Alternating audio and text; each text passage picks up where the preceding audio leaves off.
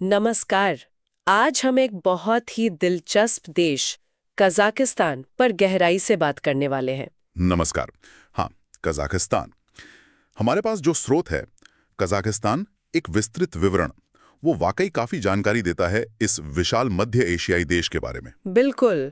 अक्सर इसके बारे में उतनी बात नहीं होती है ना, जबकि इसका आकार और इसकी लोकेशन काफी अहम है। सही कहा। और आज हम इसी स्रोत के जरिए कोशिश करेंगे कि कजाकिस्तान की एक साफ तस्वीर पेश कर सकें। मतलब इसका भूगोल, इतिहास, आज की राजनीति, अर्थव्यवस्था, सब कुछ। हाँ, मतलब सिर्फ तथ्य नहीं, बल्कि एक राष्ट्र की पूरी कहानी को समझने की कोशिश करेंगे। बिल्कुल। तो शुरू करें। हाँ, पहली चीज जो मेरे दिमाग में आती है और स्रोत भी इसे हाईलाइट करता है, वो है इसका साइज। दुनिया का 9वां सबसे बड़ा देश। हाँ, बहुत विशाल, लेकिन साथ ही पूरी तरह से लैंडलॉक्ड, मतलब कोई समुद्री सीमा नहीं। ये अपने आप में काफी अनोखी बात है ना, हाँ। इतने बड़े देश के लिए। हाँ, और इसका सीधा असर पड़ता है, मतलब व्यापार के लिए, राजनीति के लिए इसे पूरी तरह अपने पड़ोसियों पर निर्भर रहना पड़ता है। पड़ोसी भी कोई छोटे मोटे नहीं, उत्तर में रूस, पूर्व में चीन। बिल्कुल। और दक्षिण में किर्गिस्तान, उज्बेकिस्तान, तुर्कमेनिस्तान। तो एक तरह से ये इन बड़ी शक्तियों और मध्य एशिया के बीच फंसा हुआ है, या कहें कि एक पुल का काम करता है। अच्छा, क्षेत्रफल आपने बताया लगभग 27 लाख वर्ग किलोमीटर। हाँ, भारत से थोड़ा ही कम। और राजधानी अस्ताना है, हालांकि इसका नाम भी बदला है हाल में, पहले नूर सुल्तान था। हाँ, वो भी एक दिलचस्प कहानी है, वहाँ की राजनीति से जुड़ी हुई। बिल्कुल। और पुरानी राजधानी अलमाटी, वो आज भी सबसे बड़ा शहर है, आर्थिक और सांस्कृतिक केंद्र कह सकते हैं। शिमकैंड, करागांडा भी अहम शहर हैं। और भूगोल में वो स्टेपी मैदानों का जिक्र, स्रोत कहता है दुनिया के सबसे बड़े शुष्क स्टेपी हैं। हाँ, वो कजाकिस्तान की पहचान का एक बहुत बड़ा हिस्सा है। विशाल खुले घास के मैदान। कल्पना करना भी मुश्किल है। और जलवायु, स्रोत बताता है शुष्क और अर्धशुष्क।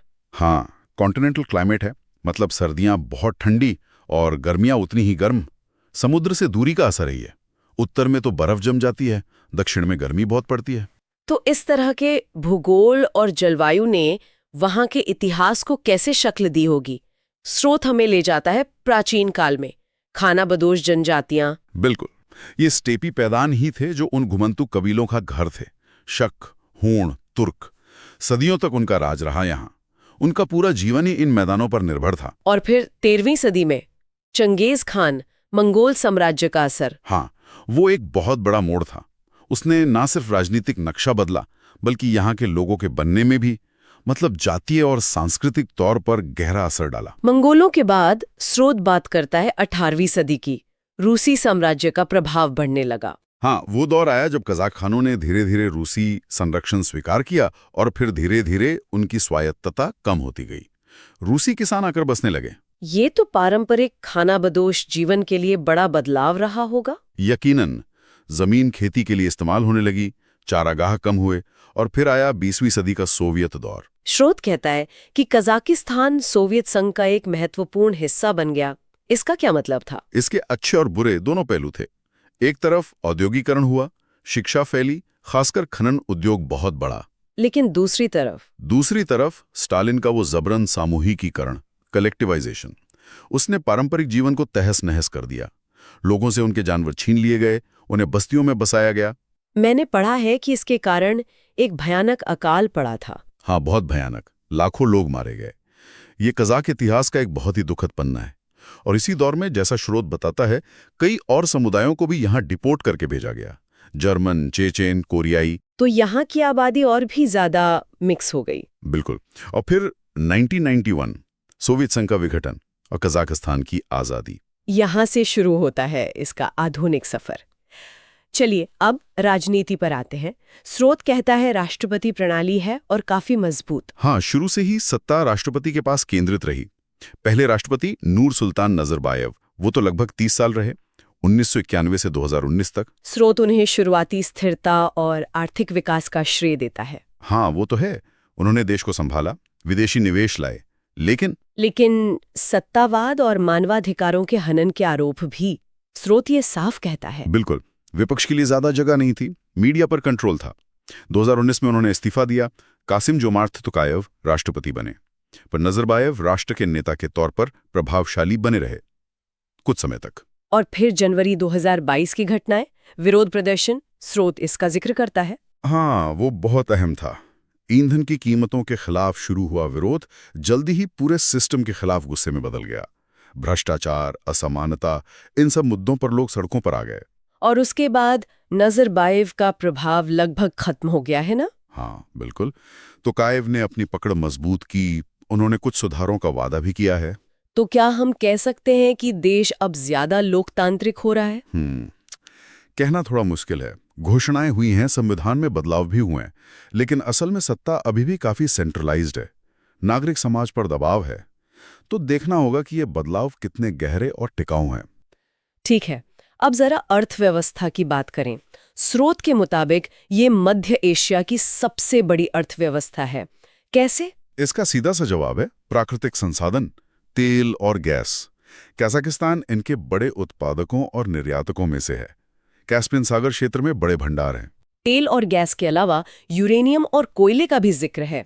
हाँ, यूरेनियम में तो ये दुनिया का नंबर 1 उत्पादक है, परमाणु ऊर्जा के लिए बहुत अहम। और कोयला, लोहा, तांबा, सोना, मतलब खनिजों की कमी नहीं है। तो अर्थव्यवस्था पूरी तरह इन्हीं पे निर्भर है। काफी हद तक हाँ, लेकिन पूरी तरह नहीं। कृषि भी महत्वपूर्ण है, खासकर गेहूं। कजाकिस्तान गेहूं का बड़ा निर्यातक भी है।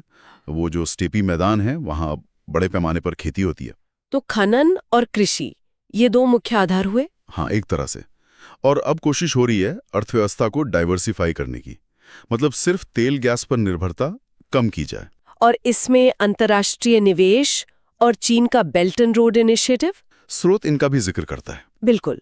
विदेशी निवेश खासकर ऊर्जा क्षेत्र में शुरू से ही अहम रहा है। और चीन का BRI कजाकिस्तान के लिए एक बड़ा मौका है, क्योंकि ये यूरोप और एशिया के बीच एक महत्वपूर्ण ट्रांजिट रूट पर है।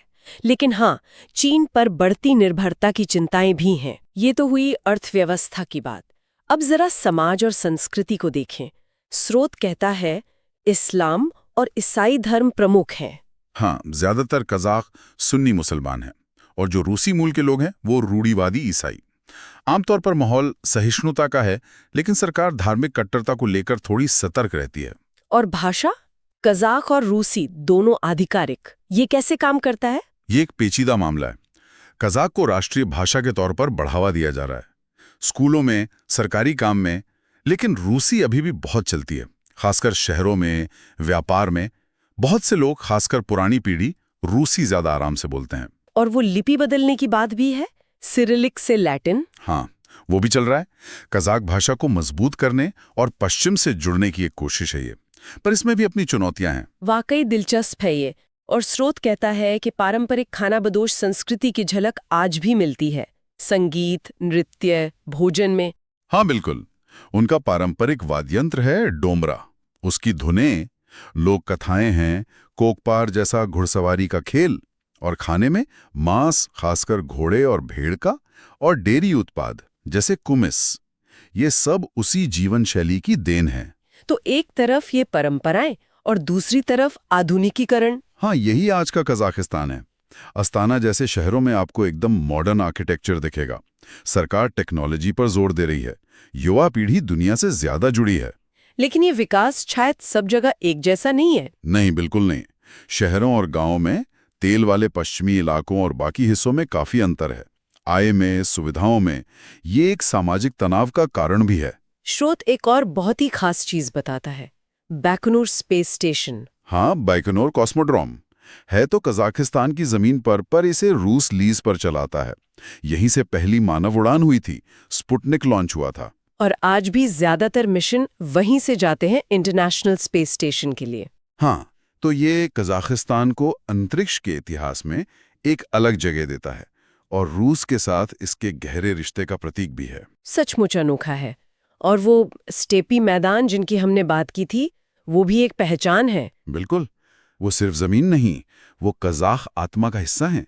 विशालता, आजादी, ये भावनाएं उनसे जुड़ी हैं। तो अगर हम सब कुछ समेटें, ये विशाल भूगोल, संसाधन, इतिहास की परतें, आजादी के बाद का सफर, मिलीजुली संस्कृति, आधुनिकीकरण की कोशिशें और चुनौतियां, तो आज कजाकिस्तान कहाँ खड़ा है? देखा जाए तो ये एक ऐसा देश है जो अपने इतिहास और भूगोल से बहुत जुड़ा है, लेकिन साथ ही दुनिया में अपनी जगह बनाने की जद्दोजहद कर रहा है, अपनी पहचान बचाते हुए, अर्थव्यवस्था को बदलते हुए और सबसे बढ़कर रूस और चीन जैसी बड़ी शक्तियों के बीच संतुलन साधते हुए। ये संतुलन साधना आसान नहीं होगा। बिल्कुल नहीं।